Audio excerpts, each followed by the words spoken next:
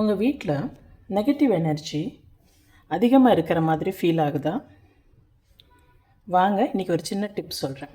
இது ஜலதீபம் அப்படின்னு பேர். இதுக்கு தண்ணியும் எண்ணெயும் சேர்ந்து முக்கால் பங்கு தண்ணி, அதில் கொஞ்சம் கால் பங்கு கிட்ட எண்ணெயை ஊற்றிட்டு அதில் திரியில் டிப்பு பண்ணி அந்த எண்ணெயில் டிப் பண்ணி தனியாக எண்ணெயில் டிப் பண்ணி அதை கொண்டு வந்து இதில் சேர்த்து விளக்கேற்றிருக்கேன். இதுக்கு பேர் ஜலதீபம். ஜலதீபம் தண்ணீர், தீ இந்த ரெண்டோட எனர்ஜியும் எலிமெண்ட்டோடையும் சேர்ந்து இது ஒர்க் பண்ணுறதுங்கிறதுனால வீட்டோட கிளென்சிங் பார்ட்டில் ரொம்பவே யூஸ்ஃபுல்லாக இருக்கும்.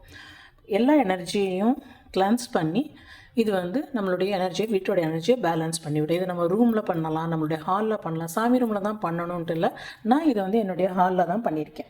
ஸோ நீங்கள் இந்த மாதிரி நீங்கள் இதை ஹாலில் பண்ணலாம். இந்த விளக்கு ஏற்றி இது ஏற்றி அப்படியே எரிஞ்சிக்கிட்டே இருக்கட்டும். கண்டினியூஸாக அது தானாக இருக்கும். சில சமயம் தானே அமைஞ்சிரும், சில சமயம் உடனடியாகவே அது ஆஃப் ஆகிடும். திரும்ப அதை ஏற்றுறதுக்கு ட்ரை பண்ணுங்கள்.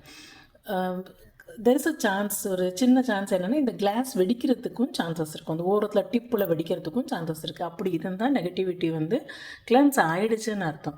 இதை நீங்கள் எப்பப்பெல்லாம் செய்யலாம் அப்படின்னா, நான் பொதுவாக செய்கிறது அமாவாசை பௌர்ணமிக்கு மொதல் நாள் ஆரம்பித்து 3 நாள், நாளைக்கு பௌர்ணமினா இன்றைக்கி, நாளைக்கு, நாளான்னைக்கு 3 நாள் நான் செய்வேன்.